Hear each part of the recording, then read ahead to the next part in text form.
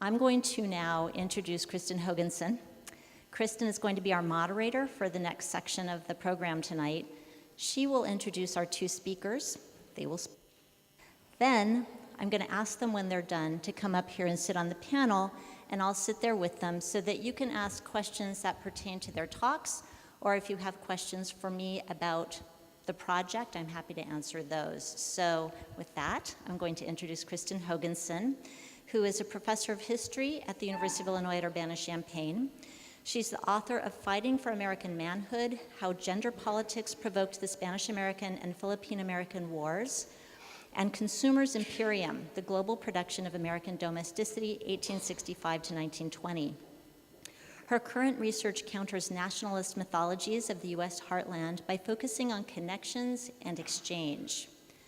The various chapters of her book in progress consider the invention and politics of locality as seen in the intersecting histories of the pioneers and the Kickapoo people as they displaced,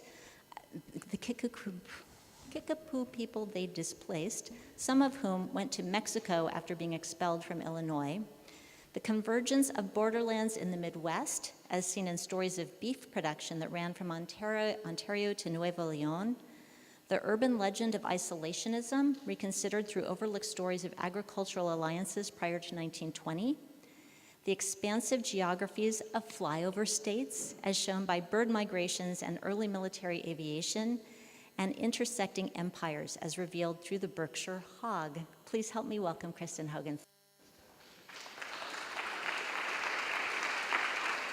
I'm wired. I don't know if this is going to work. I'm wired. Can you hear me back there? Is the mic working? Okay, great. I guess I'm wired in more than one way because I had a cup of coffee too. Well, first of all, I'd like to thank Diane Harris for her leadership in organizing this event, and indeed her leadership in the Illinois Program for Research in the Humanities more generally. And could we all just take a moment to give her a round of applause?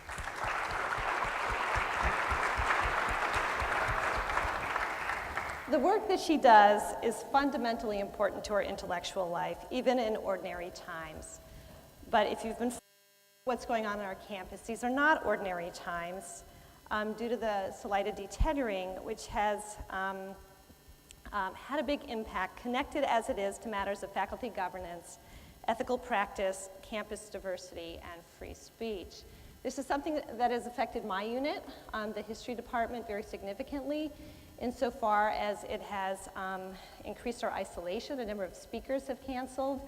We've called off a senior search after doing some straw polling, and it has consequences for the number of prospective students, for example, who are contacting us about applying to our program.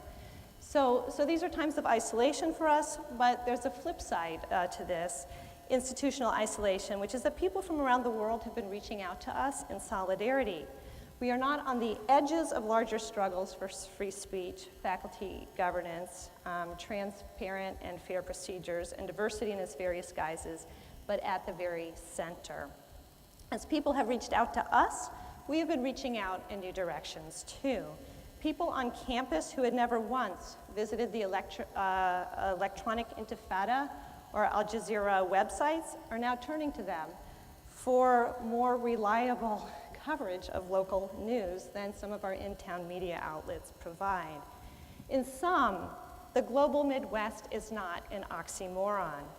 Outsiders might regard places like East Central Illinois as among the last bastions of locality, but such places are deeply enmeshed in wider sets of relationships reaching out in all directions. For those of us who live in the Midwest, in diverse communities, perhaps with Brazilian weather forecasts on our local radio stations, internet access at home, family members stationed overseas, or indeed living overseas, some having never moved to the United States, Chilean grapes in the grocery stores, West Nile virus lurking in the backyard, Asian carp in the rivers, and zebra mussels in the lakes, this may come as no surprise.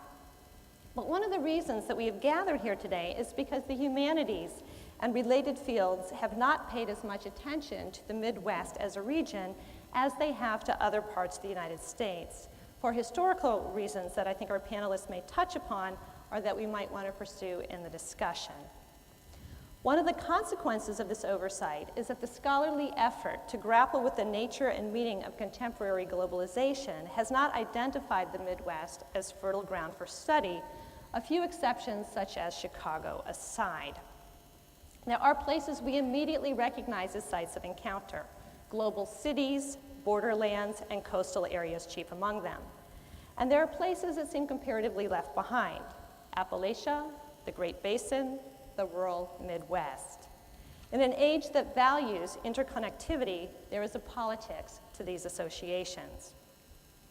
While would-be cosmopolitans denigrate seemingly local places for being left behind, those who favor border making celebrate the mythical heartland as the true essence of the country, firmly bounded and racially and ethnically homogeneous. If there is a geographical component to how we think about global connectivity, there is also a temporal component. If the colonial era was a great age of cross-cultural connections and conflicts, and the 20th century, the era of US ascent to superpower status, the 19th century has been seen as a more local time for the United States. But if we look back to the 19th century, which is, you know from Diane's introduction, what I happen to be doing these days, we find that the rural Midwest offers up countless stories of human mobility, both voluntary and coerced, the purposeful introduction of new animals and plants, support for things like international meteorological congresses, missionary commitments, attention to export markets, the wartime construction of military bases, bird migrations, international students, global consciousness related to Malthusian concerns, party hacks clamoring for posts as counselor officers, agricultural effluence floating inexorably towards the sea, and so forth. One of the issues that these examples raise for us is why have they been so overlooked? Another issue, what is particularly regional about such connections? This leads to a larger issue still. What does it mean to be rediscovering a region in a time when we are so captivated by the challenge of thinking more globally? And a few more questions before we get going. What does the global Midwest refer to? A place, a set of relationships, a method of analysis, a political stance, an aspiration, a starting point for thinking about what humanities without walls might imply. So without further ado, I'd like to introduce the panelists, starting with the third panelist, who was slated to participate originally and did not make it tonight for reasons that I'm about to explain. But I'd like to say that I think Diane's opening statement was very, very helpful for some of us who are trying to figure out the relationship between this initiative and campus politics, and I think that statement, was something that he had not heard. So the person I'm talking about is Robert Warrior, my colleague in American Indian Studies, and this is what he wrote. I want to thank my friend and colleague Kristin Hoganson for this opportunity to speak, though absent, and another friend and colleague, Diane Harris, for her graciousness in the face of my withdrawal from this weekend's event. I was compelled not to participate, not only because of the principles involved in supporting University of Illinois-sponsored programs at this gut-wrenching moment, when so much of what we as scholars depend on is lying in ruins about us, but also because of the example of so many scholars around the world standing up for us at Illinois that I could not justify being on a program they would not appear on. I am disappointed, though, not only because I know how long and how hard Diane Harris has worked to realize this vision of a consortium like this one, but also because collaboration has been so central to what I have achieved as a scholar. I've written a book of recent history with a non-academic, another with two other scholars with whom I hope to lay out a new direction in Native literary studies, and another as part of a 12-member collective. I worked with 2 others, then 5 others, then 250 others to start an academic association for Native and Indigenous studies that now has 1,000 members, and a journal I co-edit collaboratively. Collaboration is exhilarating, exhausting, energizing, maddening, necessary, and impossible. As humanists, we need new models of collaborating that will help us embrace our future as scholars. Academic boycotts, I'll close by saying, are one form we may need to get used to if the we of the future is truly inclusive and expansive. I appreciate those who have honored and respected my choice to collaborate through my act of refusal. And now I'll introduce the two panelists who are here tonight. So the first is Jon Lauck, who received his PhD in economic history from the University of Iowa and his law degree from the University of Minnesota. He is the author of American Agriculture and the Problem of Monopoly, The Political Economy of Grain Belt Farming from 1953 to 1980, Daschle versus Thune, Anatomy of a High Plains Senate Race, and Prairie Republic, The Political Culture of Dakota Territory, 1879 to 1889, and co-author and co-editor of The Plains Political Tradition, Essays on South Dakota Political Culture, and The Plains Political Tradition, Volume 2. Lauck's newest book, which I would highly recommend, is The Lost Region, Toward a Revival of Midwestern History, published by the University of Iowa Press in 2013. Lauck is currently working on a new book about how to recover Midwestern history. He has worked for several years as a full-time professor, a part-time professor, and a lawyer, and is currently serving as an adjunct professor of history at the University of South Dakota and associate editor and book review editor of Middle West Review, and leading the Midwestern History Working Group, which was formed in the fall of 2013. The speaker who will follow him is Edward Watts. He has written extensively on Midwestern culture, including An American Colony, Regionalism and the Roots of Midwestern Culture, and The First West, Writing from the American Frontier, 1776 to 1860. His essays, Hardly Flyover Country and Recentering the Center, also demonstrate his interest in the interrelations of region, colony, and nation. This scholarship fits into the larger body of his work, which emphasizes American literature and American studies before 1900 in the intersections of post-colonial theory, settler nationalism, border and frontier studies, and historical narrative. These interests can be traced back to his first book, Writing and Post-Colonialism in the Early Republic, and In This Remote Country, French Colonial Culture and the Anglo-American Imagination from 1780 to 1860. Watts also edited The Indian Hater and Other Stories by James Hall, and co-edited Messy Beginnings, Post-Coloniality and Early American Studies, and Headlong Enterprise, New Essays on John Neal and 19th Century American Culture. Watts' current work is on race, violence, and madness on the frontier, and on historical fiction and settler nationalism in the United States, the Confederacy, Canada, New Zealand, and Australia before 1914. He is a professor in the English department at Michigan State University, where he has taught since 1993. So, Jon. Thank you for that introduction, Kristin. It's very good to meet you. I've been corresponding with Kristin for, I guess, a couple of years now about this project, and we've never met face to face. And thank you, Diane, for this wonderful endeavor. The stars are aligning in terms of focusing on the Midwest, as we were talking about earlier today.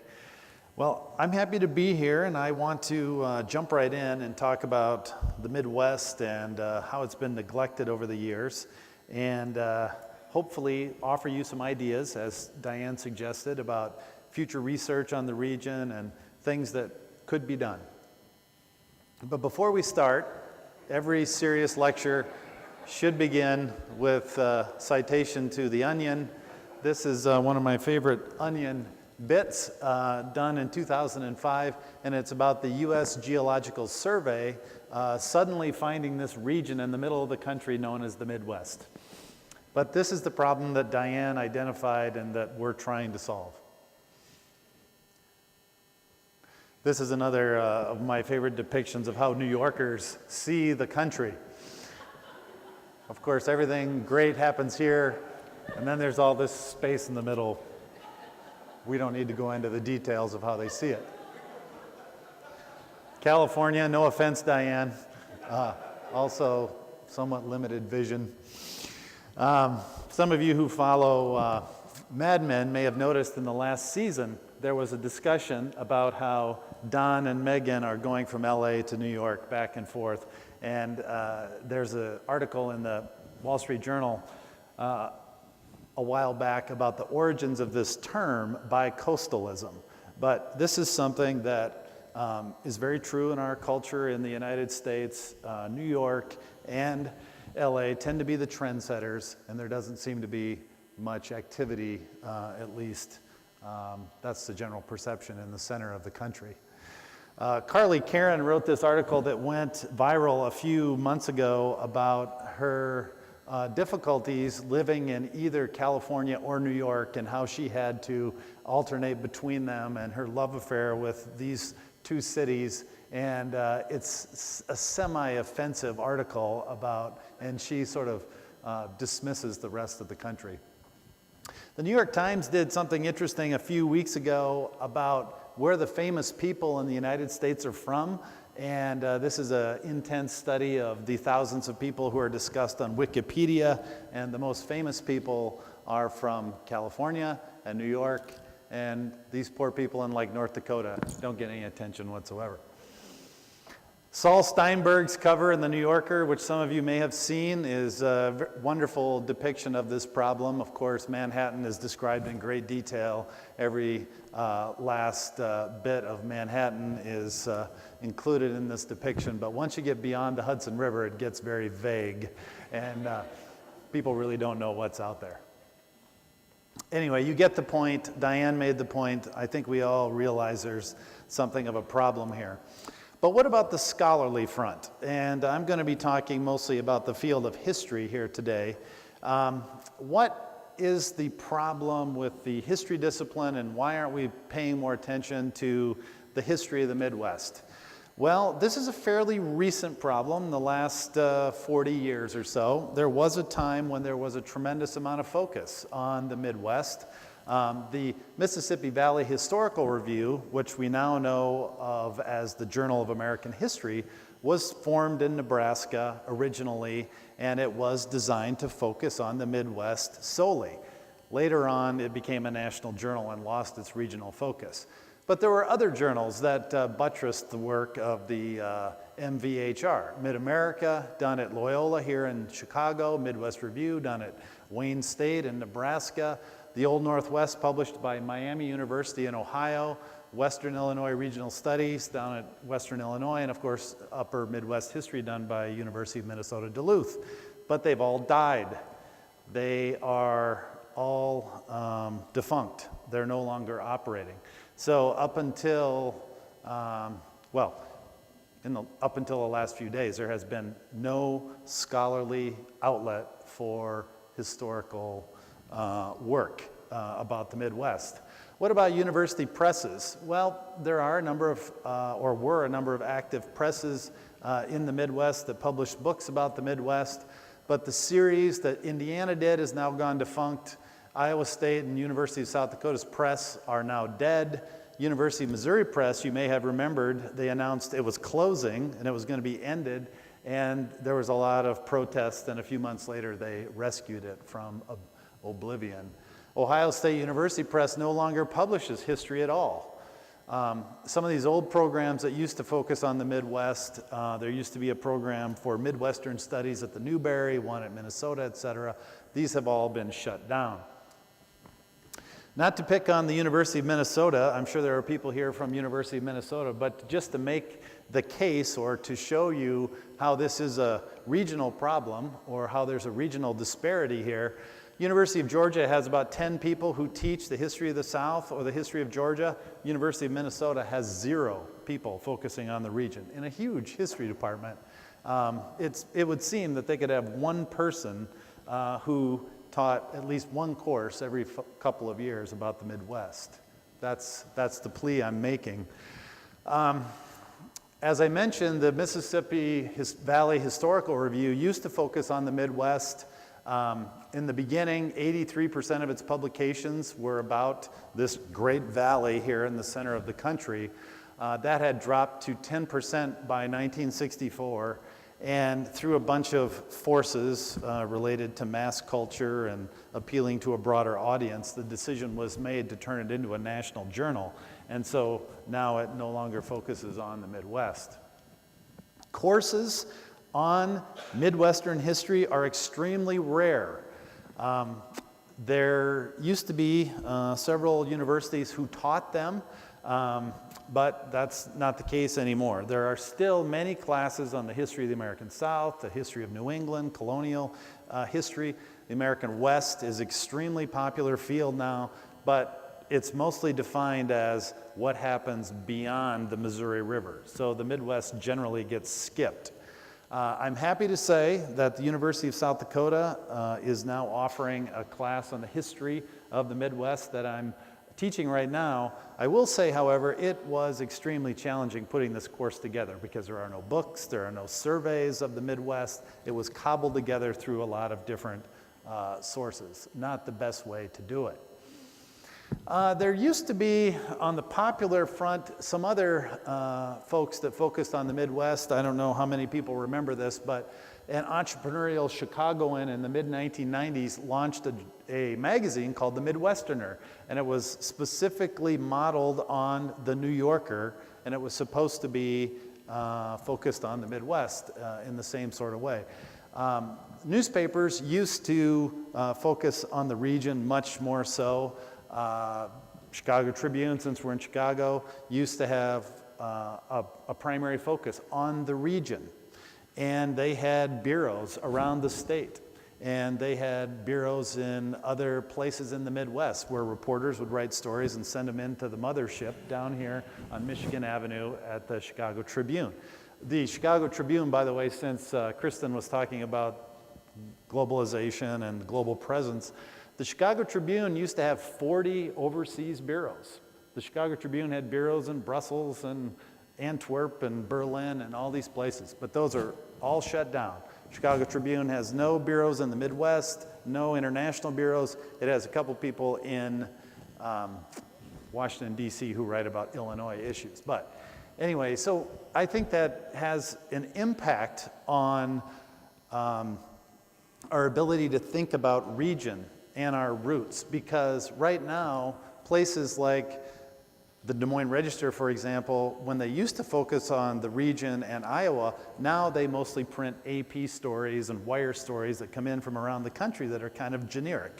It's a Gannett company, so Gannett creates these kind of cookie cutter stories that it can send out to its newspapers.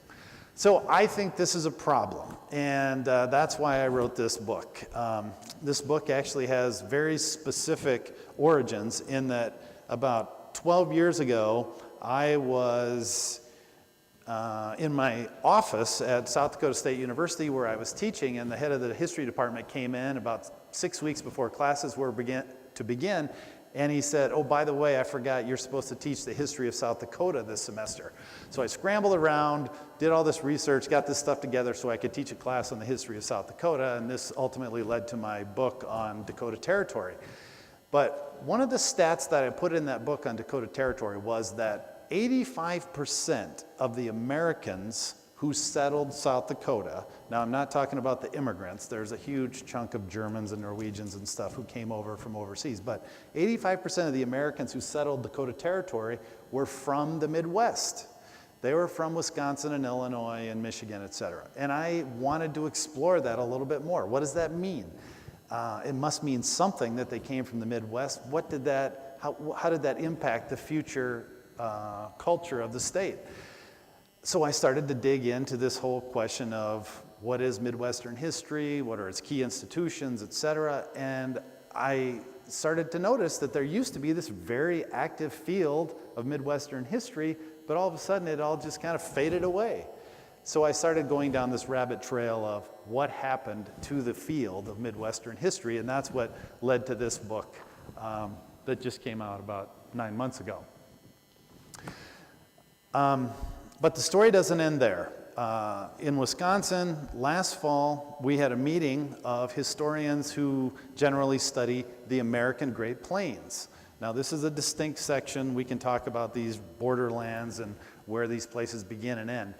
But we had a meeting, mostly people who teach about the plains, and I sent out an email to the people who are going to attend the meeting, and I said, you know, I'm concerned about this lack of coverage of the Midwest.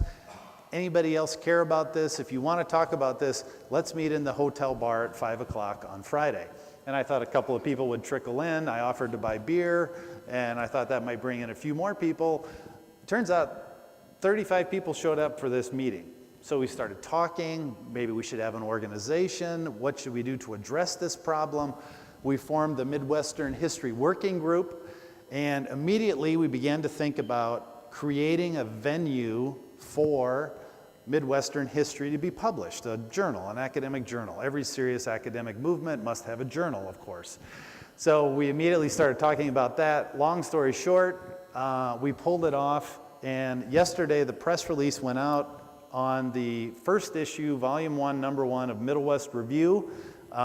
Please let me know if you want to submit something or you have some ideas for submissions. I'm going to pass out more information about the journal. The University of Nebraska Press is publishing the journal, and they sent along those handy cards. But we are looking for submissions, so let's talk later. We've also arranged a bunch of panels upcoming. I'll flag a couple here for you. The Organization of American Historians. We're going to have a meeting or a panel about Midwestern history. And we're planning a conference for somewhere in Michigan for next summer to talk about how to revive studies in the Midwest. We should talk more about this, Diane. And also, we may form a Midwestern History Association this fall when we reconvene in October. So, as you can see, what Diane's been doing and what we've been doing, it's all coming together very nicely to, I think, hopefully lead to a resurgence of interest in the Midwest. Now, all hope is not lost. There is still some activity out there in terms of studies of the Midwest. University of Iowa Press has decided to launch a series on Midwestern history. Of course, there are active state historical societies which publish journals about specific states, but not about the region so much. The Newberry has a big collection. I'm very excited about what Diane is doing with the Humanities Without Walls. And then there are some really good old histories of the Midwest written sort of pre-1970 that you kind of have to excavate from the library, but they do exist and they're discussed in my book. All right, so that's my plea to revive the field. Well, what are we talking about when we're talking about the Midwest? This is a big debate, constantly comes up every time I give a talk like this.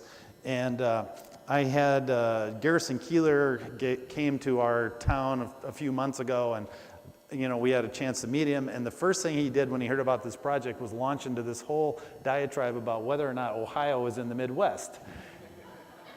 Anyway, I've kind of gotten tired of this discussion, but it's very valuable. This is a good way to start a class. It's a good way to start a discussion with people you may know. Are you from the Midwest? Are you in the Midwest? What's in the Midwest?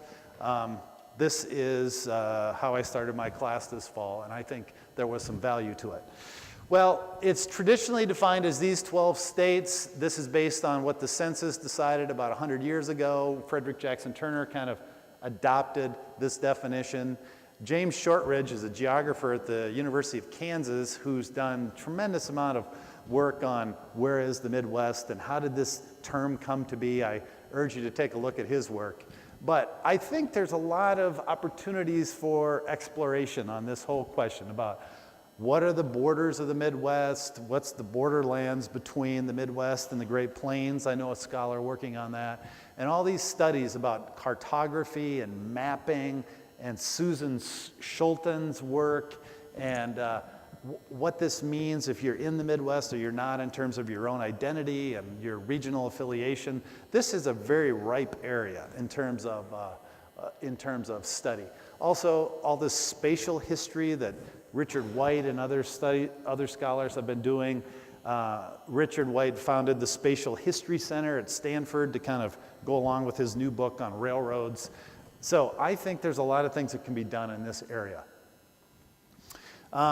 Here's an interesting thing that was done by an architectural firm in Boston where they asked people to take a computer and use the mouse and draw what they thought the Midwest was.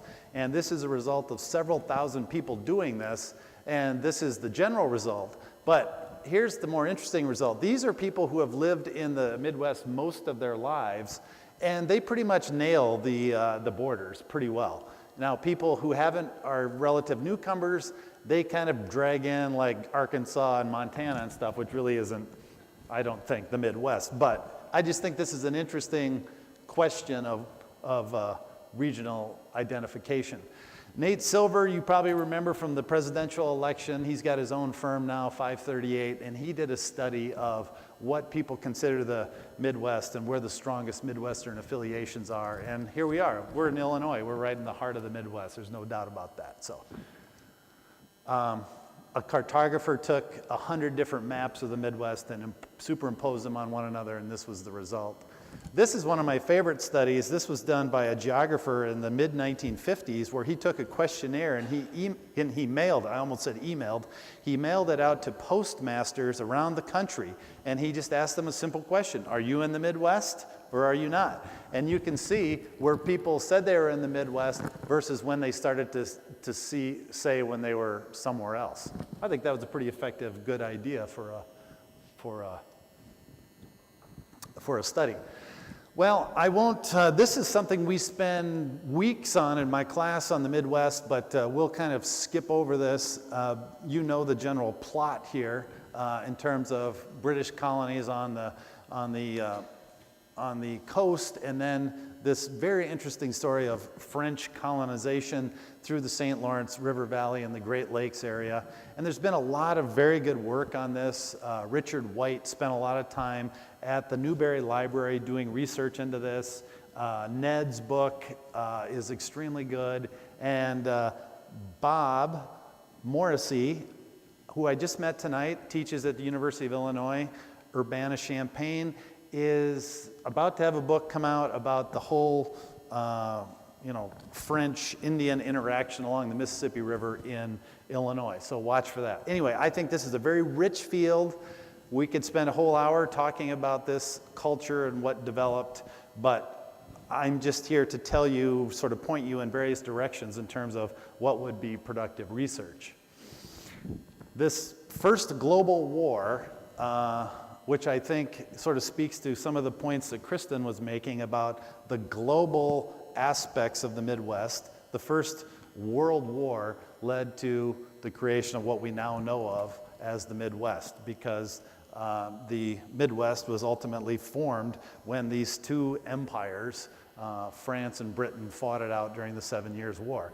This is the meeting point of the Allegheny and the Monongahela, which forms the Ohio River, which is the border of the southern Midwest. Fort Duquesne there in the middle, what we now know as Pittsburgh. This is why we have Three Rivers Stadium, or used to, in Pittsburgh.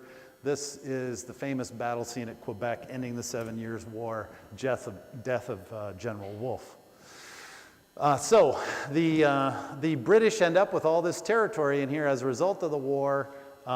Really interesting discussions of the transition to British rule. A lot of very interesting alliance decisions made by the native tribes in the area after the French were gone.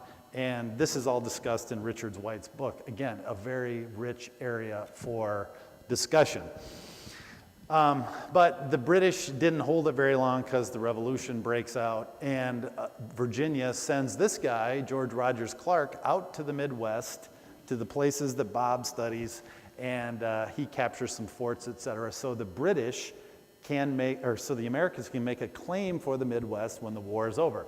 George Rogers Clark, by the way, I was at the urban history meeting last night at the Chicago Historical Society, and I just brought up, I said, yeah, I came down here on Clark Street. Is that named after George Rogers Clark? They're all like, no, I don't think so. That has nothing to do with it. Of course it is. That's what Clark Street out here is named after. But I think that speaks to the lack of historical consciousness about this area, that even these sophisticated people didn't know that. All right, so the American Revolution ends. The United States ends up with this chunk of territory, and they have to decide what to do with it. And I think this is a fascinating story. A couple of weeks before the Constitution is adopted in Philadelphia, which of course gets all the attention, that's what everybody focuses on, but a couple of weeks before that in New York, the Continental Congress is meeting, they adopt the Northwest Ordinance, which is, I would describe as amazingly progressive in many ways. It does things like abolish primogeniture, so women can inherit land from their fathers, so it doesn't replicate these aristocratic estates like was common in Europe.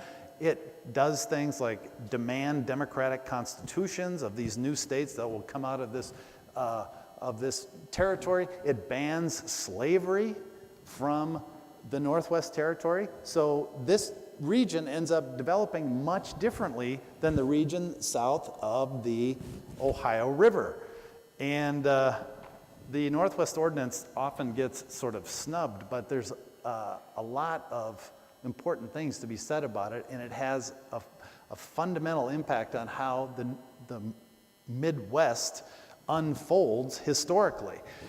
There's an old historian by the name of Caleb Atwater in Ohio, and he was talking about the early days of the settlement of Ohio, and he makes the point that to this point in global history, this is the most democratic place that has existed. I mean, of course, there was Athens and Rome and all of that, but they had slaves and only a few people could vote, etc.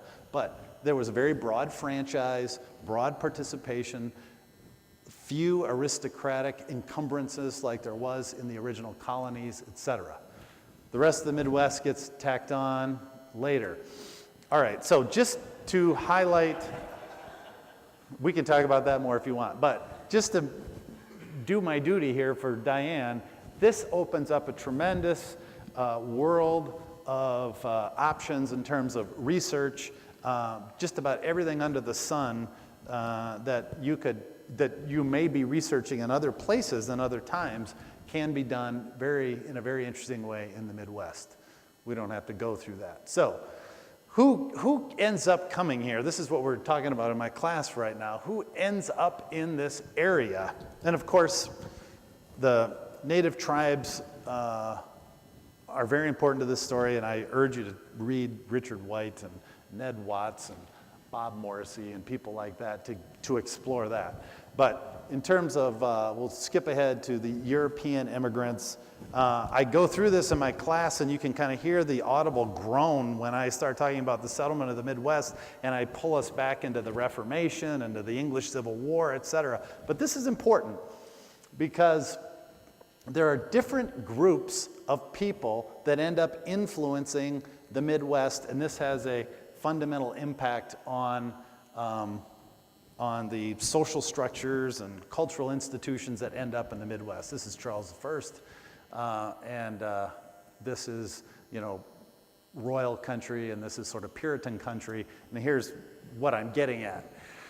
So you get this sort of East Anglia, Puritan congregational culture in New England. You get a different kind of culture down here, the royalist culture, aristocratic culture in Virginia. And then you get this really highly mixed area of Dutch people and Quakers from north central England and tons of Germans. So you get a really interesting multicultural mix of people in Pennsylvania in these middle colonies. Well, this has a huge impact on how the Midwest is set up because all these Yankees come in here, all these mixed people from the Pennsylvania area come into the center of these Midwestern states, and then you get you get some of these Scotch-Irish backcountry people in the southern tier of counties in the Midwest. We're in a Presbyterian church here. This probably was some Scotch-Irishman who got to Chicago and set this place up. So, big impact on who ends up being out here. It ends up being a very multicultural, in a way, area, unlike the original colonies, which were very homogenous. There was the Puritan colony, etc. Now, the other big thing that does not happen in the Midwest is that these planter-based slave colonies don't really have a major impact on the settlement of the Midwest and who comes in here. The Southerners who do come into southern Indiana, Illinois, etc., those are mostly upcountry yeoman farmers, Scotch-Irish people from the Appalachian chain, a different group of people. Well, this has an impact on how things unfold politically and socially later on. You can see by one of these maps of voting. This is right after the Republican Party gets formed in Wisconsin, another sort of interesting Midwestern thing. And this is the first voting that goes on, but you can see the impact of the Yankee influence and this sort of middle colony influence. Here's a dialect map that shows who settled in the Midwest and what impact that had. This might interest Diane. This is the types of houses that moved into this area. This is a friend of mine who is a reporter at the Portland paper. It's getting really hot here. I need to.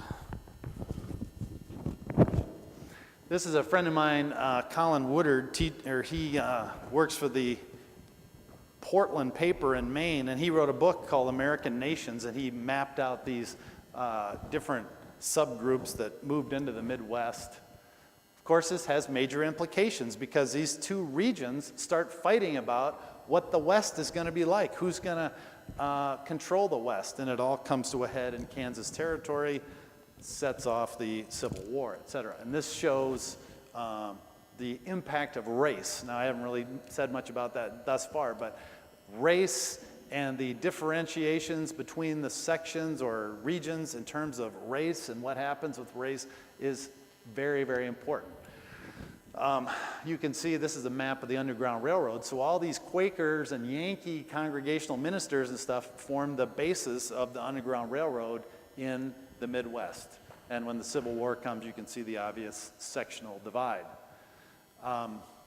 Economic impact, obviously the North was sort of an open economic capitalist space ripe for railroads. This is one of my favorite images sort of capturing the regional distinctions. This is the surrender at Appomattox. You have this sort of regal, aristocratic looking General Lee with his sash and his sword and everything. It looks like Grant is actually surrendering, the Illinoisan, because he's sort of like retiring and he's got his muddy boots and not looking very formal. But of course that's not the case. But that is often used to make the regional distinction. Well, these patterns continue. The Midwest continues as a continues to hold together and vote together and be distinct from other sections. A couple of weeks ago, the New Republic had a cover story about this famous map from the 1880s. This is the first sort of blue-red map. You know, we always see those on TV after the 2000 election. Tim Russert got out his board and did the blue-red thing. Well, this has kind of been going on for a long time. And the New Republic did this great story about the origins of this kind of regional thinking that sort of emerged in the 1880s. Continues for 80 years after this.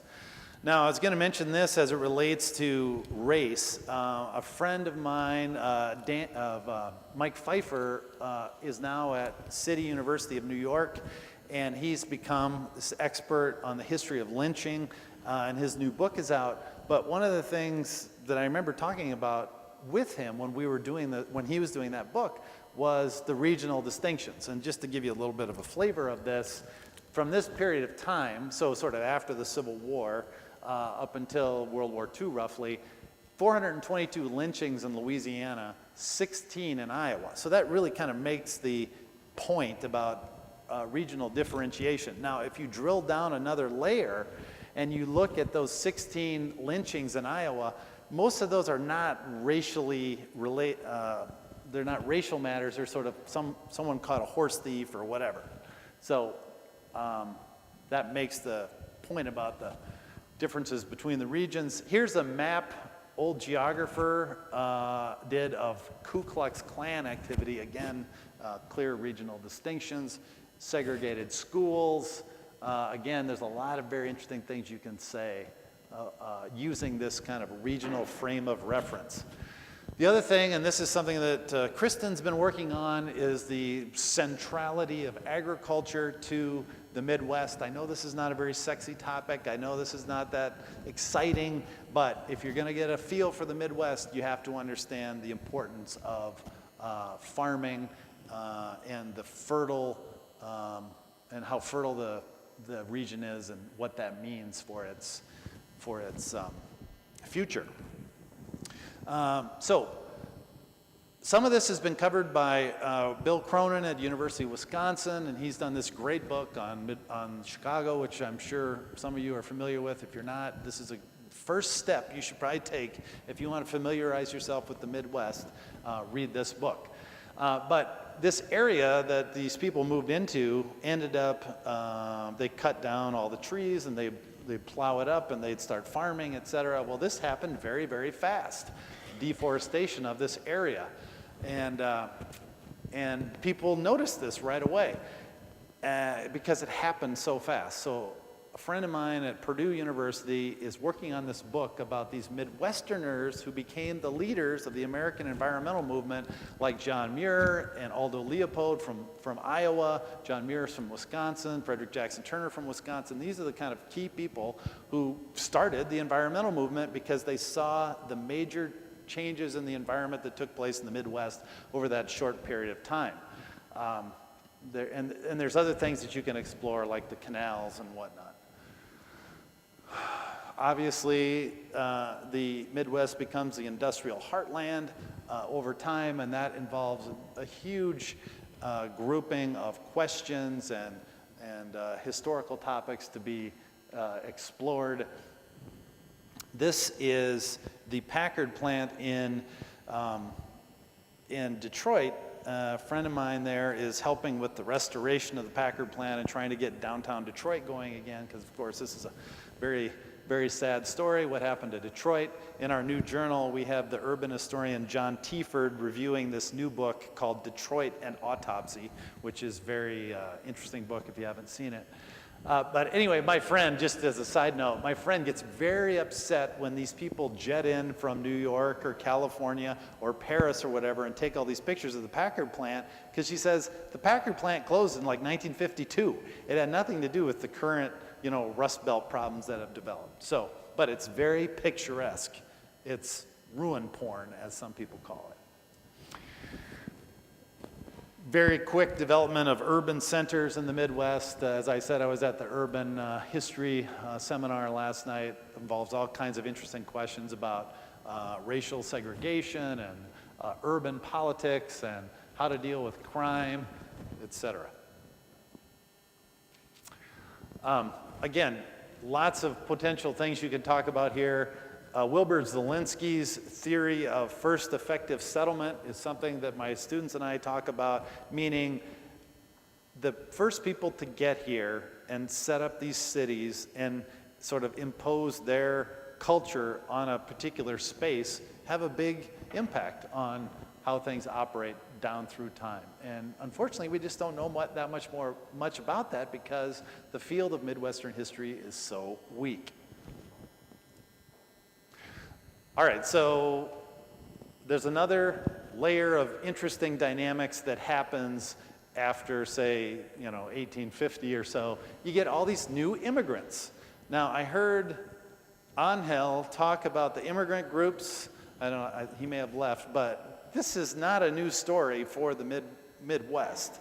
Now, up until 1850 or so, we were mostly talking about American immigrants into this area, but after 1850 or so, there's a huge group of foreign-born immigrants who come in, who speak foreign languages, et cetera, such as the Germans and the Norwegians. This is Herman the German statue in New Ulm, Minnesota, and this is the Viking statue in Alexandria, Minnesota, which I took a few summers ago when we were driving around. But this has a major impact on this part of the country, because you can see all these Norwegian Lutherans in here. This is not something that Garrison Keillor made up. They definitely exist. And they're a big influence in that part of the country. You can see, again, the Lutherans. And then the Methodists come down here, the Congregationalists from New England, and a lot of them in the burned over district end up being Methodists, et cetera. So very interesting things you can do with maps and spatial mapping, et cetera. More Lutherans, Norwegians. These Norwegians and Lutherans and stuff, they're not murdering each other very much. You can see very little homicide in this part of the country. There has to be some connections here we can make, some historical conclusions we can draw. All right, as to the Germans, of course, just north of here, this is sort of German territory, Wisconsin, sort of a German colony in a way. They have a major impact on the state. And I was at the Newberry Library giving a talk the other night, and I went into their wing that focuses on World War I, because this is the anniversary, et cetera, and they had all these propaganda posters on the wall where the Germans have blood on their hands, et cetera. Well, when the war was going on in the Midwest, it was sort of open warfare in places like Wisconsin and in the Dakotas too, where the Dakotas, all the Hutterite Germans were driven out of the state. So there was a major cultural clash back then, which really doesn't get much attention. You don't hear it talked about. So this interesting mix of people has led to this, what people call the Germano-Scandinavian zone, that makes this part of the country sort of unique and odd and an interesting mix of people. These are German speakers at the end of the 19th century. Here's one of my favorite charts. If you want to know where the Germans are, you can map the places that have more bars than grocery stores. And in terms of drinking, you can see all the beer drinking people in Wisconsin. These red dots through here, this is the whiskey drinking Scotch Irish. And then, of course, out here on the coast, you have the wine drinkers. They're the blue ones. This was in the Washington Post about a week ago. This is a map of where bowling alleys are.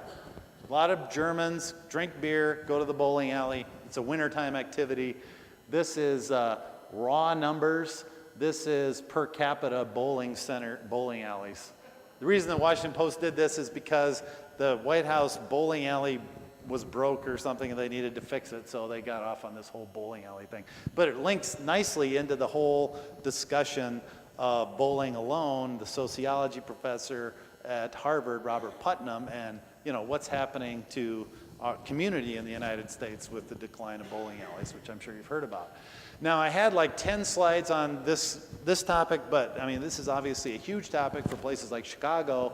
Once the Civil War is over, people want to flee Jim Crow. A lot of African Americans move more north to places like Chicago and Detroit, et cetera. And this leads to another interesting aspect of Midwestern history. There's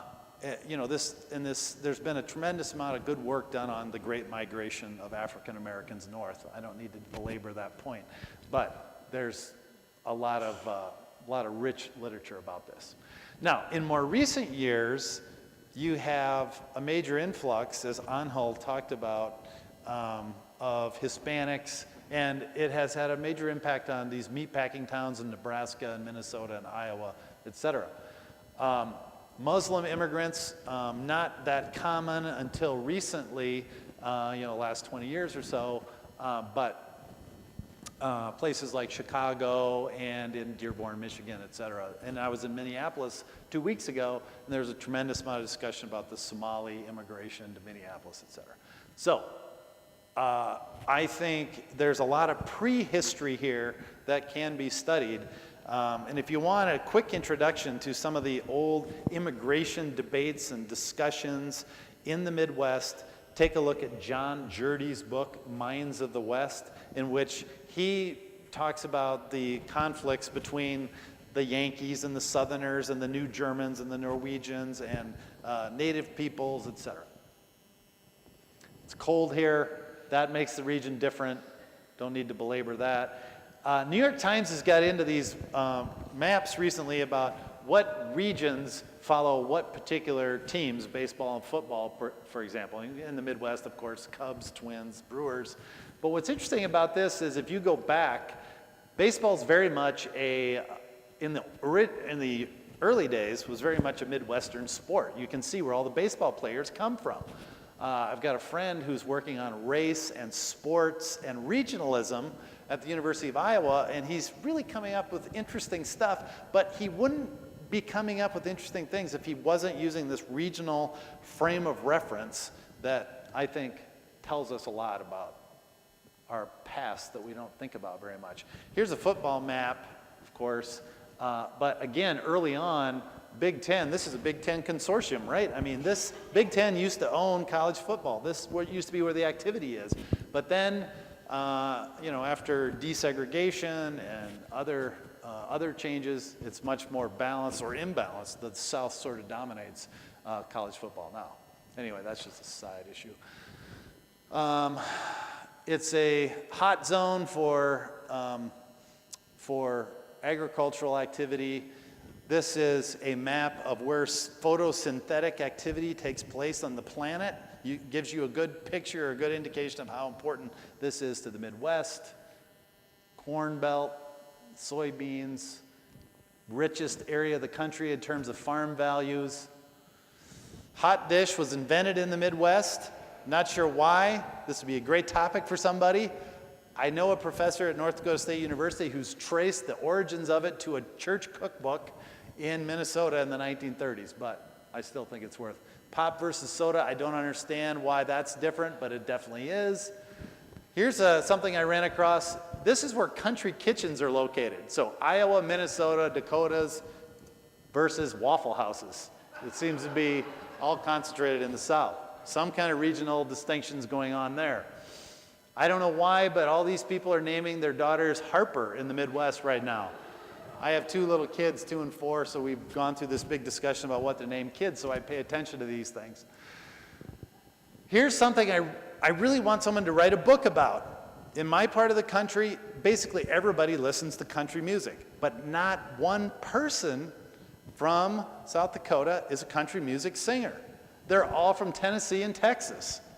Why is that? Someone needs to explain it. Is it the Scotch-Irish culture that settled in there, or what? But this is a map of the birthplaces of famous country musicians. Obviously something going on there. Now, a friend of mine at University of Wisconsin, Jim Leary, has tried to take a little, dig into this a little bit, talking about this kind of weird combination of Midwestern ethnic influences, Scandinavians and Germans, and this kind of weird polka culture that emerged. But of course, that's a very small subculture, and it's kind of dying out. This is the kind of stuff my parents go to, and no one's really carrying it on. Any doubt about the importance of the Midwest? The Clintons know everything about politics and winning. Of course, the next election, like a lot of elections, will be decided by the Midwest. How Ohio goes and Illinois, or not Illinois, that's kind of not a swing state, but Ohio, Wisconsin, Iowa, etc. Wall Street Journal had this headline a couple weeks ago: Hillary Clinton embraces her Midwest roots here in Chicago because she thinks that'll help the campaign. All right, so I mentioned this before. There is some activity, there is some places you can go to who have started to think about the Midwest or are continuing to think about the Midwest. Here are some other signs of hope that I've detected over the last couple of years as I've been working on this. There's a new e-magazine called Belt, which focuses on the Rust Belt. There's these books about Detroit and Cleveland called Rust Belt Chic, which are very fun. Maybe you can tie into that somehow, Diane. There's Flyover Country Review, a new journal. There's a book that comes out every year, News Stories from the Midwest. This is all literature, by the way. A new journal out of Ann Arbor called Midwestern Gothic for creative writing. Our group, Midwestern History Working Group, and our journal, which I really, really would like you to submit some pieces to. Well, we've kind of covered the new avenues. I think I need to wrap up here. Thank you for hearing my plea.